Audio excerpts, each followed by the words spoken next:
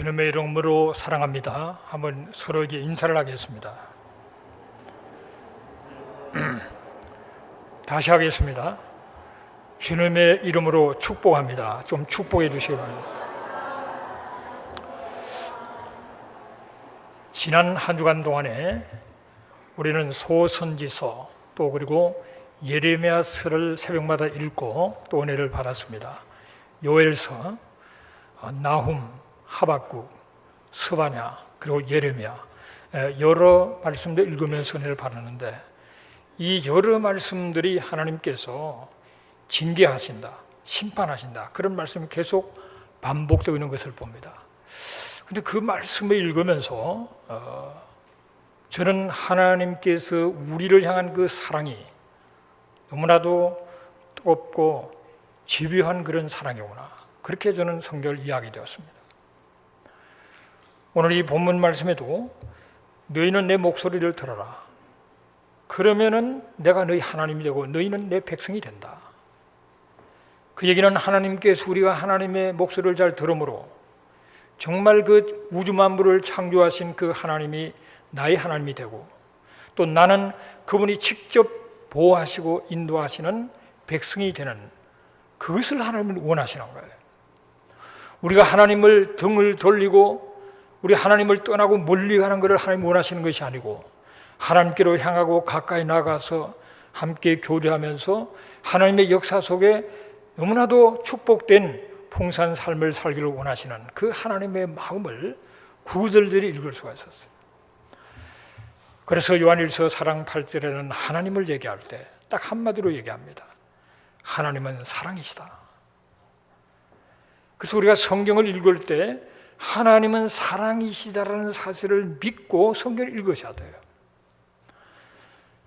내 육신의 아버지도 나를 사랑한다는 사실을 믿고 있는 자식에게는 아버지가 몽둥이로 때려도 감사하는 겁니다. 사랑하기 때문에 때렸다. 하나님은 원래 사랑이라는 것을 아셔야 돼요. 왜 하나님은 우주 만물을 지었었는가? 사랑의 하나님이시기 때문이죠. 왜 하나님께서 이 아름다운 우주 만물을 주시고 인생을 지었었는가? 왜 하나님의 형상을 따라 지었었는가? 하나님은 사랑이시기 때문에 그렇습니다. 그래서 그 사랑을 주고 받을 수 있는 대상으로 하나님의 형상을 따라 영적인 존재로 지었은 거예요. 그리고 하나님은 그 인간을 하나님은 최고의 축복을 하십니다. 생육하고 번성하고 충만하고 정복하고 다스리는 큰 축복을 왜 하냐? 사랑 때문에. 그 하나님께서는 그러나 동산에 있는 수많은 그 실과들 마음대로 먹어라. 그러나 선악을 알게 하는 나무 실과는 먹지 마라. 먹으면 정령 죽는다. 왜 그랬을까요? 사랑입니다. 사랑. 하나님은 사랑의 대상인 우리들이 아무렇게나 짐승처럼 개처럼 돼지처럼 살기를 원치 않아요. 우리의 자유의지를 바르게 사용해서 바른 결단 속에 그런 가운데서 하나님을 사랑하고 하나님을 섬기고 하나님과 교제하는 어떤 수준을 요하기 때문에 하나님께서는 선악을 알게 하는 나무 실과는 먹지 말라 그렇게 말씀하신 겁니다. 그러나 그 하나님의 사랑은 너무나도 크기 때문에 인간이 사단에게 속아서 선악을 알게 하는 나무 실과를 먹고 범죄했을 때, 타락했을 때 하나님의 그 무한한 사랑은 메시아를 땅에 보내서 사단을 패배시키고 인간을 구원시키기 위한, 그래서 인간의 아담 후손으로 오면은 죄 가운데 태어나기 때문에 여자의 후손으로 성령의 잉태 속에 사람의 몸을 입었지만은 바로 신성을 가지고 인성을 가진 존재로 메시아가 와서 우리 죄를 대신하시고 그러면서 우리를 인간을 회복시켜서 놀라운 자로 나가도록 하신 이 모든 것에 하나님의 사랑이 있단 말이죠. 그래서 우리는 성경을 보면서 하나님은 사랑이시라는 거야. 하나님 우리를 징계하셔도 그는 사랑의 징계인 겁니다. 우리를 사랑하시기 때문에 자식이 잘못된 길을 가면 사랑의 아버지께서 눈물을 흘리면서 매를 치는 것처럼 하나님의 모든 것은 하나님의 사랑의 표현이라는 사실을 깨닫게 되시기를 바랍니다. 그래서 성경을 보면은 다 크게 두 가지의 맥이 있어요. 사랑의 하나님은 은하계 하나님이십니다. 그분은 약속을 하시고 때가 되면 성취시키는 하나님이었어요. 그것이 하나님의 전능성이고 그것은 창조주만이 할 수 있고 역사를 총괄하시는 전능하신 하나님이기 때문에 가능한 거예요. 그래서 약속, 언약을 하시고 성취시키는. 그런데 그런 측면에서 보면 성경은 전부 언약에 대한 얘기입니다. 그런데 그 언약을 크게 두 가지의 언약이 있는데 한 가지는 조건적인 언약입니다. 그것을 우리는 율법의 언약이라고도 얘기합니다. 오늘 성경 말씀 출애굽 19장 5절 6절을 같이 읽겠습니다. 세계가 다 내게 속하였나니 너희가 내 말을 잘 듣고 내 언약을 지키면 너희는 모든 민족 중에서 내 소유가 되겠고 너희가 내게 대하여 제사장 나라가 되며 거룩한 백성이 되리라. 너는 이 말을 이스라엘 자손에게 전할지니라. 이 말씀이 오늘 예레미야 7장에 읽은 말 똑같은 말씀이에요. 하나님의 말씀을 잘 듣고 언약을 지키면 하나님 모든 민족 중에서도 내 소유가 되고 하나님께서는 큰 축복을 주셔서 제사장 나라가 되고 거룩한 백성이 되는 그 복을 주시겠다는 겁니다. 조건적인 언약이에요. 말을 들어야 돼요. 들을 수 있어야 되고 순종할 때 제사장 나라로 하나님의 백성으로 하나님은 무한한 축복 속에 함께 하시고 인도하신다고 말씀하셨는데 이 출애굽기 19장은 바로 하나님께서 시내산에 모세를 오르게 해서 모세에게 주신 말씀입니다. 그래서 모세 언약이라고도 하고 시내산 언약이라고도 합니다. 이것이 조건적인 하나의 언약이고 바로 율법을 얘기하는 거죠. 그런데 하나님께서는 이 말씀을 지키는 자에게는 축복하시지만 지키지 않는 자에게는 저주가 임한다는 사실을 우리에게 말씀합니다. 하나님의 목소리를 들어야 돼요. 여러분 신명기 28장을 축복과 저주의 장이라고 합니다. 하나님의 말씀을 잘 지킬 때 축복하시고 지키지 않을 때 저주하시는 그 하나님이 구체적으로 신명기 28장에서 설명해 놨어요. 말씀을 잘 지키고 순종하면 들어가도 복을 받고 나가도 복을 받고 떡반죽 그릇 받고 막 복 얘기를 쫙 합니다. 그래서 우리는 그 말씀을 좋아합니다. 신방 가서 그 말씀 다 읽고 기도하면 할렐루야 은혜 받았습니다 그럽니다. 그래서 신방 가서 저주를 얘기하면 전부 다 그냥 얼굴을 찡그리고 도저히 은혜가 아니라 시험된다 그럽니다. 그런데 신명기 28장은 68절로 되어 있어요. 68절 가운데서 순종하면 축복받는 건 14절밖에 없습니다 여러분. 나머지 54절은 불순종하면 저주받는다는 거예요. 그리고 저주에서 가장 잔인한 것은 자식을 잡아먹는 거예요. 그런 것이 나옵니다. 너희들이 불순종하면 적의 공격을 받고 나중에는 심지어 자식을 숨겨 먹게 되는 자리가 떨어진다. 그렇게 저주를 하고 있어요. 그것이 이스라엘 역사 속에 성경에도 기록되어 있고 일반 역사에도 기록이 되어 있습니다. 자식을 먹는 거예요. 구워 먹고 삶아 먹는 거예요. 얼마나 비참합니까? 얼마나 잔인합니까? 여러분 사람이 저주를 받아도 당장 목이 잘라서 죽는 거는 그건 괜찮은 겁니다.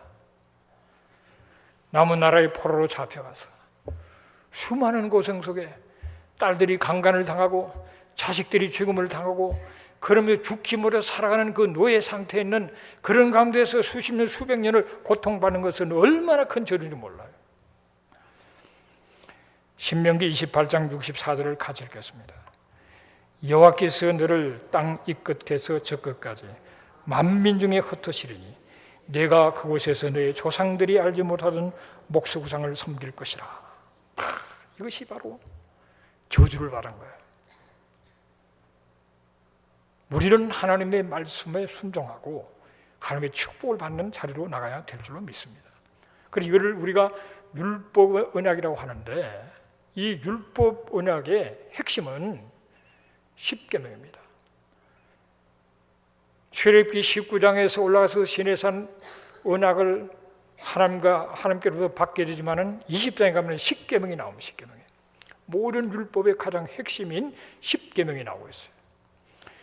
그러면서 21장에 가면 하나님은 개인의 생명을 중요시하는 분이에요. 22장에서는 개인의 재산을 중요시하는 재산에 관한 법들이 나옵니다. 그리고 23절에 가면 절기에 대해서, 안식일에 대해서 법이 나오고 있어요. 그러면서 24장에 딱 가면은 하나님께서 언약식을 해요. 언약. 24장을 어떤 사람은 언약 결혼식이다 그렇게까지 얘기합니다. 하나님 앞에 언약을 맺는, 그 말씀대로 지키겠다는 거예요. 그 언약을 맺을 때 짐승을 잡아서 피를 쏟습니다. 그것을 언약의 피라고 해요. 피를 넣고 하나님 앞에 맹세하는 겁니다. 그렇게 우리가 약속할 때 잘못하면 죽여도 좋다는 거예요. 그렇게 하나님하고 약속하는, 그런 가운데 우리에게 이 계명이 주어졌다는 사실을 기억해야 돼요. 그런데 그 계명의 내용이 예수님께서 바로 그 10계명을 더 줄여서 큰 계명으로 설명을 하셨어요. 마태복음 22장 37절 39절에 보면은 하나님이 큰 계명으로서 마음을 다하고 목숨을 다하고 뜻을 다하여 주 너의 하나님을 사랑하라. 그리고 내 이웃을 자신같이 사랑하라. 하나님을 사랑하고 이웃을 사랑하는, 이웃을 사랑하되 자신같이 사랑하는, 그래서 하나님을 사랑하고 자기를 귀하게 여기고 사랑하고 이웃을 사랑하는, 그것이 큰 계명이다. 10계명을 요약하면 바로 하나님 사랑, 이웃 사랑으로 나타나는 거예요.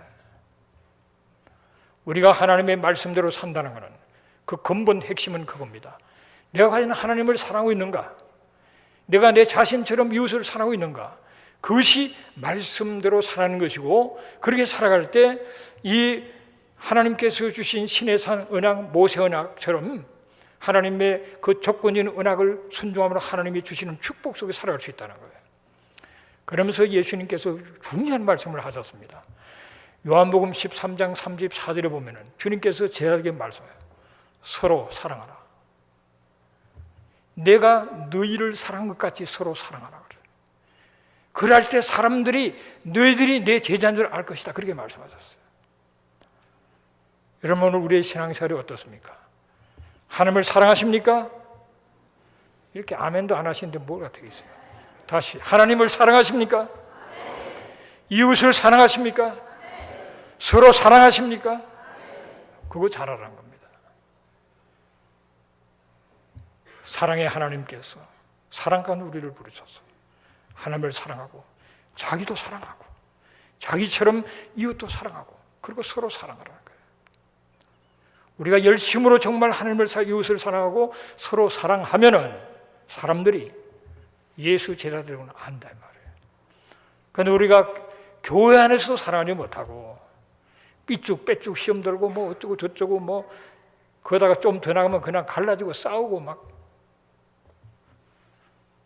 사람들이 저것들은 예수 제자가 아니다 생각하는 겁니다. 우리가 지금보다도 더 어려움 속에 핍박 속에 소수가 예수를 믿을 때도 사람들이 서로 사랑하고 함께 기도하고 모이기를 힘쓰고 하나님을 이웃을 사랑할 때 사람들이 그 소수에 대한 기대가 컸어요. 예수의 제자들이구나 그랬던 거예요. 그래서 우리는 하나님을 사랑하고 이웃을 사랑하고 서로 사랑함으로써 이 조건적인 언약, 이 율법을 그대로 지키는 자로서 하나님을 기쁘시게 하고 하나님의 축복 속에 살아가는 여러분 되시기를 주의 이름으로 축복합니다. 창세기 12장 11절에서 3절까지를 같이 읽겠습니다. 여호와께서 아브라함에게 이르시되 너는 너의 고향과 친척과 아버지의 집을 떠나 내가 내게 보여줄 땅으로 가라. 내가 너로 큰 민족을 이루고 내게 복을 주어 내 이름을 창대하게 하리니 너는 복이 될지라. 너를 축복하는 자에게는 내가 복을 내리고 너를 저주하는 자에게는 내가 저주하리니 땅의 모든 족속이 너로 말미암아 복을 얻을 것이라. 그렇습니다. 여러분, 아브라함이 하나님 내게 복을 주십시오 그러지 않았어요. 하나님 어디 계십니까? 하지도 않았어요. 하나님이 먼저 아브라함을 부르셔서 그 고향을 떠나라, 아버지 집을 떠나라 그랬습니다. 아브라함은 그를 순종했어요. 그랬을 때 하나님께서 보여줄 땅으로 가라, 그 땅으로 가라. 땅에 대한 축복을 말씀하시고 너로 하여금 큰 민족을 이루게 하겠고 내 이름을 창대하게 하겠다. 그렇게 축복을 하십니다. 땅과 큰 민족과 그리고 이름을 창대케 하는 그 복을 주셨는데 이거 아브라함이 달라고 한 적이 없어요. 하나님 나에게 땅 좀 주십시오, 집을 좀 그러지 않았어요. 하나님이 그냥 주시겠다는 거예요. 일방적으로 조건 없이 하나님이 그냥 약속을 해버리신 거예요. 이것을 조건이 없는 무조건적인 은혜의 언약이라고 합니다. 성경에는 조건적인 언약과 무조건적인 은혜의 언약 두 개가 이렇게 다 섞여서 나간다 같이. 그런데 하나님이 우리에게 주신 그 축복은 은혜의 언약이 더 먼저입니다. 그래서 하나님은 아브라함을 부르셔서 지시할 땅으로 가게 하시고 그를 통해서 큰 민족을 이루기를 원하시고 그리고 이름이 창대하게 될 뿐만 아니라 복이 되는 만민의 복의 근원으로 하나님은 아브라함을 택하서 삼으셨다라는 사실을 성경은 말합니다. 이것을 일방적으로 주신 언약이니까 하나님은 당신의 약속을 지키시는 하나님이신 줄로 믿습니다. 하나님께서 약속을 지키지 않는다면 하나님이 아니에요. 하나님께서 약속을 지킬 힘이 없다면 하나님이 아니시다 이 말이에요. 진정한 참 하나님은 약속을 지키실 전능하심이 있는 하나님이신 줄로 믿습니다. 그래서 우리가 믿는 하나님만이 이 우주 만물을 창조하신 분이고 역사를 주관하신 분이고 전능하신 분이시고 당신이 하신 말씀은 반드시 이루시는 바로 그런 하나님을 우리가 믿는데 이처럼 조건 없는 무조건적인 은혜의 언약을 아브라함은 받게 됩니다. 그 뒤로 하나님은 바로 그 언약을 성취시키기 위해서 역사를 움직여 나가시는 그런 하나님이신 것을 성경은 말하고 있습니다. 그런데 중요한 포인트는 아브라함을 부르셔서 그렇게 축복을 하시면서 너를 축복하는 자를 내가 축복하고 너를 저주하는 자를 저주하겠다 그렇게 말씀을 하세요. 굉장히 중요한 말입니다. 그리고 땅의 모든 족속이 너로 말미암아 복을 받을 것이다. 너는 복의 근원이다. 그것은 이 아브라함의 후손으로 좀 더 좁혀서 다윗의 후손으로 메시아가 오셔서 우리가 죄 때문에 멸망에 처한 우리의 죄를 사하시고 그리고 하나님의 자녀로 복을 받을 수 있도록 그래서 만민이 복을 받도록 하는 그것이 아브라함 후손으로 오기 때문에 그런 말씀을 하고 있습니다. 그리고 우리는 잊어서는 안 돼요. 아브라함을 저주하면 내가 저주를 받는다. 아브라함의 후손을 축복하고 그들을 사랑하고 그들을 도와주면 내가 복이 되고 아브라함의 후손에게 저주하고 무시하고 하면 하나님을 무시하는 것 마찬가지예요. 그 포인트를 우리가 놓쳐서는 안 되는 겁니다. 여러분 이 언약의 뿌리는 바로 이 아브라함에게 주신 이 언약이 이삭을 통해서 연결이 되고 야곱을 통해서 연결이 되고 야곱의 12아들을 통해서 지속되고 연결이 되고 이어서 나갑니다. 그러니까 아브라함의 축복의 계보가 아무렇게나 되는 게 아니에요. 그 계보를 따라서 그 축복이 흘러가는 것이고 우리는 마지막에 예수를 믿음으로 우리는 거기에 함께 접붙임을 당해서 우리도 아브라함의 자손이 받는 그 복을 우리도 받게 된다고 성경은 말합니다. 우리가 그 원리를 잘 알아야 되고요. 사무엘하 7장 13절을 같이 읽겠습니다. 그는 내 이름을 위하여 집을 건축할 것이요 나는 그의 나라 왕위를 영원히 경고하게 하리라. 이 하나님께서 다윗에게 하신 말씀인데 이 직전에 보면은 하나님께서 다윗을 축복을 하십니다. 그래서 내 몸에서 난 아들이 왕위를 잇고 집을 건축해야 된다. 솔로몬을 얘기하시면서 그러면서 그의 나라와 왕위를 영원히 경고하게 하리라 그렇게 말합니다. 그러면 다윗이 많은 사울의 공적 어려움을 겪지만은 때가 딱 되니까 하나님께서 헤브론 왕으로 세워주시고 나중에 통일왕이 되게 하시고 예루살렘을 정복하게 하시고 거기서 다스리는 엄청난 축복을 줍니다. 그래서 다윗이 하나님 앞에 너무 감사해요. 그 가운데 내 후손을 통해서 이 왕위가 영원할 것이다. 여기에 막 다윗이 너무나도 감격합니다. 내가 무엇이 간대? 그 비천한 가운데서 태어나서 이 웬 은혜입니까 하나님? 그러면서 사무엘하 7장에 보면은 감사하면서 기도하는 장면이 나와요. 근데 여러분 바로 이 다윗 언약이 영원한 언약입니다. 이 다윗 언약이 은혜의 언약이고 하나님이 일방적으로 다윗이 그렇게 해달라는 거 아니에요. 하나님이 일방적으로 축복해 버리십니다. 근데 우리가 보면은 솔로몬이 지혜가 많고 그래서 성전을 짓고 왕국을 세우고 엄청 축복을 받고 번영하고 잘 살지만은 솔로몬도 얼마 못 가서 타락해 버립니다. 부인을 너무 많이 뒀다가 여러 곳에서 와서 자기 우상 섬기다가 나라가 타락해. 솔로몬이 타락하지만은 하나님께서 솔로몬의 타락을 함에도 불구하고 다윗을 생각해서 그때는 그냥 두고 솔로몬이 죽고 난 다음에 나라가 쪼개져 버리죠. 그러면서 그 북이스라엘은 주전 722년에 아수르에 망하지만은 남유다는 그래도 하나님께서 좀 더 인내하시면서 축복하셔서 이 다윗의 계를 지키기 위해서 유다는 좀 더 가지만은 결국은 주전 586년에 바벨론을 통해서 망해버리고 성전 다 불타버립니다. 그러니까 우리가 생각할 때 아니 다윗의 후손의 왕위를 영원하겠다고 그랬는데 이게 무슨 말씀인가 하나님. 그리고 또 그 말씀을 기억한 사람들은 우리가 하나님께서 이 왕위를 계속 존속해 줄 것이다 안 망할 거다 생각했을 거예요. 그러나 아니에요. 근데 하나님은 바로 하나님께서 다윗의 후손의 왕위를 영원히 한다는 것은 다윗의 후손으로 바로 예수님이 오셔서 다윗의 후손으로서 유대인의 왕으로 만왕의 왕으로 예수님이 오셔서 우리 모든 인류의 죄를 감당하신 다음에 부활 성천하셔서 다시 오마 약속하셔서 때가 되면 만의 왕으로 오셔서 모든 원수를 제압하시고 그분이 통치하시는 그 나라를 통해 영원히 왕위가 영원히 계속된다는 사실을 말씀하기 때문에 이것은 영원한 언약으로 은혜의 언약으로 우리가 받아들이는 것입니다. 이처럼 하나님께서는 놀라운 분이세요. 그런데 아브라함의 언약을 생각해 볼 때 아브라함의 언약의 배경이 있어요. 이 아브라함을 그렇게 택하서 축복한 것은 왜 그랬냐?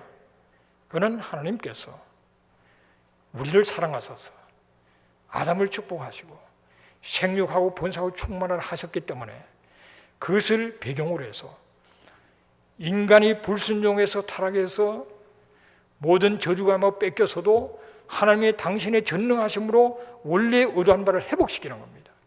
그래서 하나님은 아담에게 창세기 1장 28절에 축복을 하셨고 그리고 창세기 3장에서 범죄함으로써 저주가 임하게 됐지만은 하나님은 당신의 은혜 속에 창세기 3장 15절에 아담과 언약을 원래 사탄을 향하여 뱀으로 분양한 사탄을 향하여 하나님께서 선포해버리죠.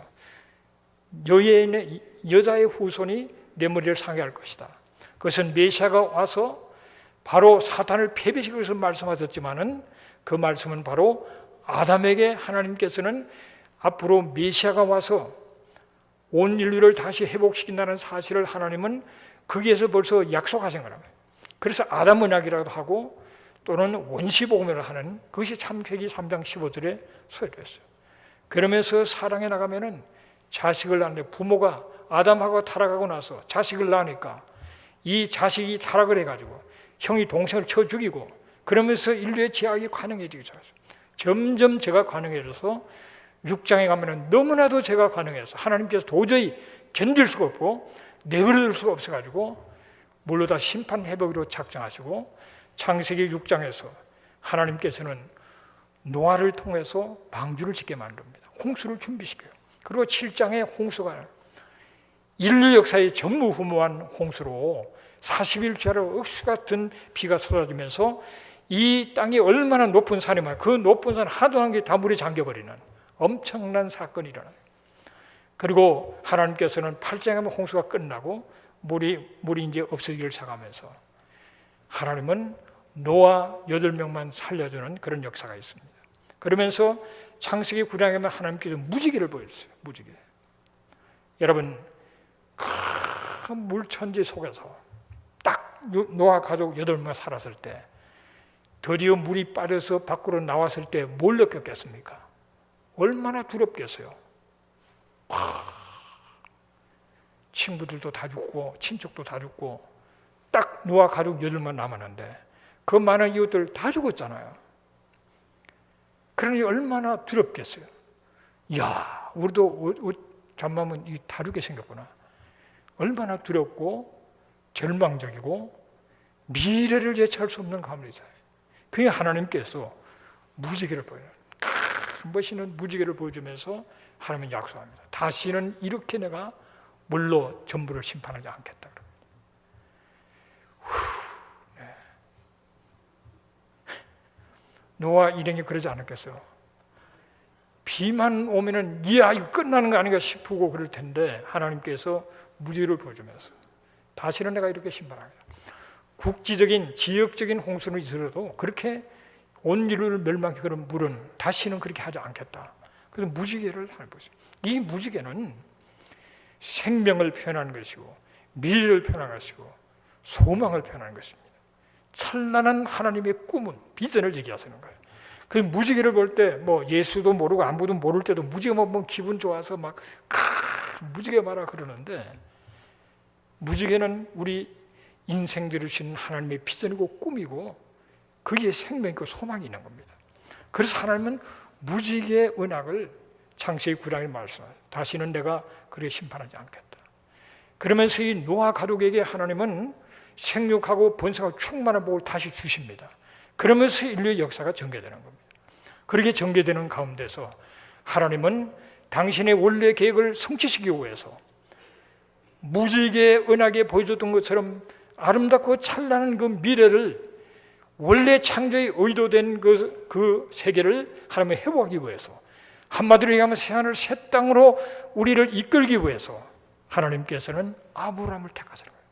그래서 아브라함을 택해서 아브라함에게 하나님은 엄청난 언약을 주시면서 역사가 진행되어 나가는 것을 바라보게 됩니다. 그래서 우리는 무지개를 바라볼 때마다 하나님의 그 사랑 그리고 새하늘 새 땅을 바라보면서 우리는 소망을 가져야 되는데 요거 사탄이 또 그런 거를 또 먼저 갈취한다고요. 그래서 재림신앙이 너무나도 중요한데 이단들이 재림 얘기를 하도 해가지고 재림 얘기하면 다들 그냥 기분 안 좋아요. 재림이 얼마나 중요합니까? 무지개 언약이 너무나도 중요한데 동성애자들이 자기들 굳게 해요. 이게 무지개가 기가 막힙니다. 우리 하나님께서는 이러한 조건적인 언약, 율법 언약과 무조건적인 은혜의 언약 이 두 가지를 가지고 우리를 이끌고 계십니다. 그래서 하나님의 무조건적인 은혜의 언약은 당신이 합격, 우리하고는 상관이 없이 당신이 일방했기 때문에 반드시 성취되는 거예요. 그런데 그 사이에 무조건적인 언약은 하나님께서 하실 일이지만 조건적인 언약은 우리가 조건을 충족시킬 때 우리는 놀라운 풍성한 자로 나가게 되는데 여러분 우리가 조건을 충족시킬 수가 있습니까? 없습니까? 할렐루야. 나는 말씀대로 흠없이 살 자신이 있습니다 하는 분만 손 들어보세요. 아무도 없네요. 네. 우리가 율법 언약을 제대로 지킬 수 있는 힘이 우리가 없는 거예요. 그런데 하나님은 은혜로 문제를 다 해결해 주셨어요.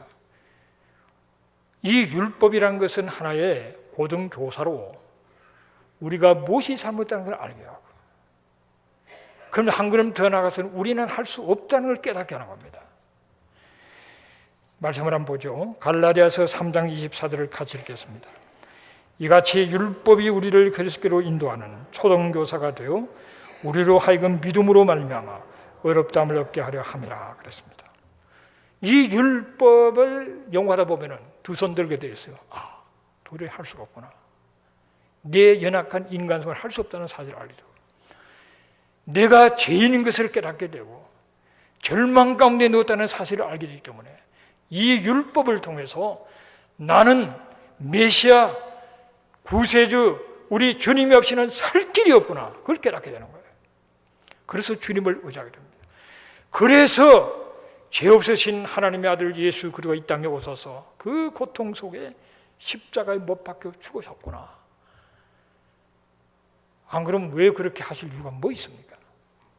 열심히 하면 다 되지. 그런데 인간으로서 행위로 구원받을 인생은 한 사람도 없기 때문에 하나님의 아들 예수 그리스도가 이 땅에 오셔야 된다. 그래서 우리가 은혜를 깨닫게 됩니다. 그래서 그 사실을 나를 위해서 십자가에 못 박혀 피 흘려 돌아가 주신 그 십자가의 고난의 사건을 깨닫고 믿음으로 예수를 나의 구세주로 주님을 영접할 때 우리가 의롭다함을 받는 죄사함을 받고 주님이 십자가에 흘리신 그 피값이 헛되지 않은 데게 적용이 되어서 죄사함을 받고 믿음으로 의롭다함을 얻고 하나님 앞에 설 수 있는 존재가 되는 그런 자로 나간다는 사실을 우리에게 말씀한 겁니다. 예레미야 31장 33절을 같이 읽겠습니다. 그러나 그날 후에 내가 이스라엘 집과 맺을 언약은 이러하니 곧 내가 나의 법을 그들의 속에 두며 그들의 마음에 기록하여 나는 그들의 하나님이 되고 그들은 내 백성이 될 것이라. 여호와의 말씀이니라 그랬습니다. 요 앞에 31절에 보면 새 언약이다 이렇게 표현하고 있어요. 이 새 언약의 내용이 이겁니다. 하나님이 새로운 언약을 주시는데 내가 나의 법을 그들에게 주겠다는 거예요. 하나님께서 그 법을 우리 속에 두겠다는 거예요. 그리고 마음에 아주 기록하고 새겨서 그 말씀대로 살아갈 수 있도록 하나님이 하시겠다는 거예요. 그렇게 되기에는 십자가의 고난 사건이 있어야 그게 가능한 거고, 그리고 성령의 역사 속에 주님의 십자가의 대속의 죽음이 성령의 역사가 내게 깨달음이 되고 믿음을 고백하게 되고 그 사건은 나의 사건이 되어서 내 심령 속에 그것이 새겨지고 기록되는 그런 역사가 있게 되어지는 겁니다. 그러면서 성령님이 내 속에 들어오시는 거예요. 들어오셔서 말씀을 깨닫게 하시고 말씀대로 살아갈 수 있는 힘을 성령님 우리에게 주시는 겁니다. 그래서 우리들이 하나님을 사랑하고 이웃을 사랑하고 서로 사랑할 수 있는 그 힘을 내 속에 들어와 계시는 이 성령님께서 주시는데, 우리가 연약하기 때문에 더 회개하고 사모하고 기도하는 가운데 그분이 나를 다스리고 주장하는 성령 충만함 속에서 사랑할 수가 있는 거예요. 용서할 수가 있는 거예요. 그래서 하나님의 뜻을 이루는 삶을 살 수가 있단 말이에요. 그런 자리로 우리를 부르신다는 사실을 깨닫게 되시기를 주의 이름으로 축복합니다. 그래서 로마서 8장 2절은 그럽니다. 생명의 성령의 법이라 그래요. 이 생명의 성령의 법, 성령이 내 속에 들어서 죄와 사망의 이 법에서 우리를 해방시키고 생명의 성령의 법 안에서 내가 죄사함을 받고 용서받고 구원을 받았을 뿐만 아니라 그 생명의 성령의 법이 내 속에 들어오는 이 성령이 충만함으로써 사랑할 수 있고 헌신할 수 있고 희생할 수 있고 그리고 복음을 위해서 목숨을 걸 수 있는 그런 능력 있는 그리스도인의 삶으로 변화되어서 하나님의 뜻을 이루는 자리로 나가게 되는 것을 믿으시기를 주의 이름으로 축복합니다. 그래서 성령이 내 속에 들어오셔서 그래서 우리가 말씀과 복음을 깨닫게 되는 거죠. 그리고 성령이 내 속에 충만함으로써 하나님 말씀대로 순종하면서 놀라운 삶을 살아야 돼요. 그럴 때 사람들이 그런 사람을 보고 뭐라 하느냐, 예수에 미쳤구나 그런다고요. 그 은혜를 받으면 그냥 좋은 거예요. 남이 손가락으로 욕해도 은혜 받으면 그냥 좋은 거예요. 기쁜 거예요. 은혜가 떨어지면은 누가 인상만 써도 시험 들고 뭐라고 한마디 하면 그냥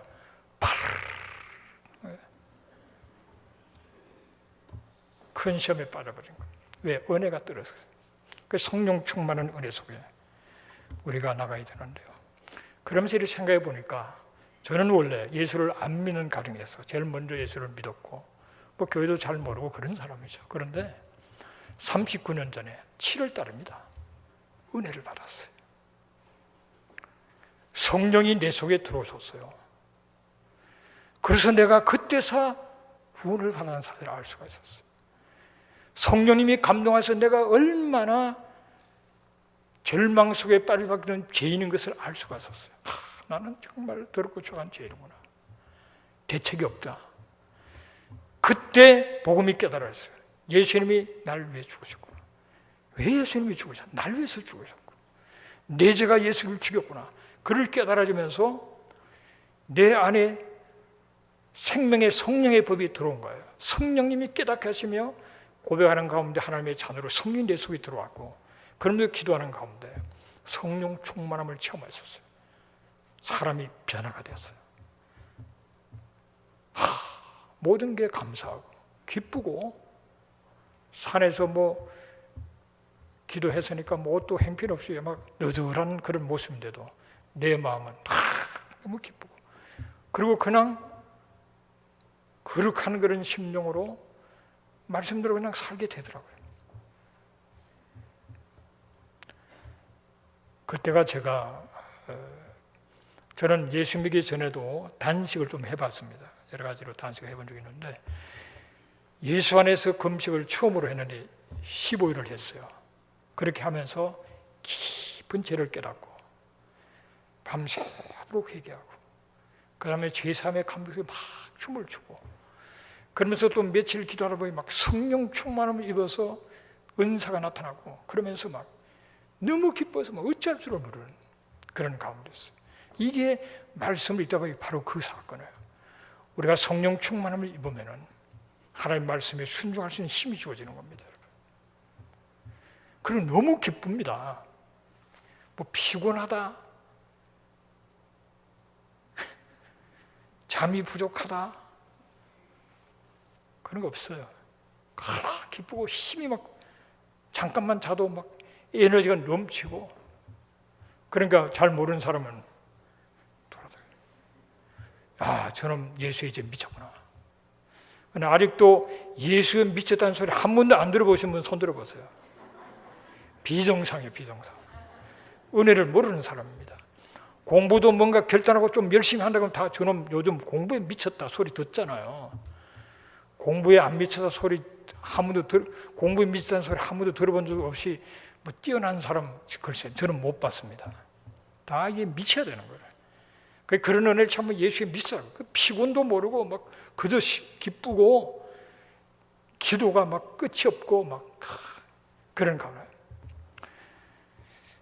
그런 가운데서 우리가 주님 오실 날을 바라보면서 성령 충만해서 말씀에 순종하면서 담대히 복음을 전해서 이방인 구원과 유대인 구원의 숫자를 쳐놓은 가운데 우리 주님이 오셔서 다스리는 그 나라, 그 나라에서 함께 왕노로 살 수 있는 그 복을 받아서 하나님 앞에 큰 영광을 돌릴 수 있는 저와 여러분 되시기를 주님의 이름으로 축복합니다. 기도하십시다. 고마우신 아버지 하나님, 날씨가 많이 덥고 뜨겁습니다. 그러나 우리의 심령은 너무나도 냉랭한 가운데 있는 것을 회개합니다. 이 여름 절기를 지나면서 성령의 불로 우리의 심령을 충만하게 하시고 뜨겁게 만들어 주셔서 영적인 에너지가 넘치는 가운데 기쁨으로 주의 말씀에 순종하며 주의 주신 사명을 기쁨으로 감당하며 주 앞에 영광 돌리는 그런 자로 나가도록 축복하여 주시옵소서. 예수님의 이름으로 기도합니다. 아멘.